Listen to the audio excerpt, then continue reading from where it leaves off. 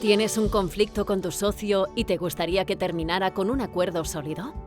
¿Tienes un conflicto con tu pareja y te gustaría resolverlo con consideración? ¿Tienes un conflicto vecinal y te gustaría que se resolviera con respeto? No todas las soluciones pasan por un juicio.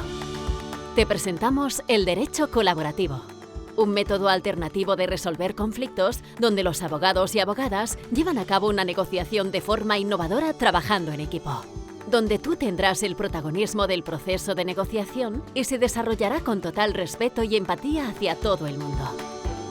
El derecho colaborativo permite que las relaciones no queden dañadas por el conflicto, porque la finalidad no es ganar, sino solucionar el problema de la forma más beneficiosa para todos, con claridad y transparencia, con respeto y estima, y con empatía y colaboración. En la Asociación Catalana de Derecho Colaborativo encontrarás abogados y abogadas formados en la resolución y negociación amistosa de conflictos que te acompañaremos en todo el proceso para que puedas hacerlo de la mejor manera posible.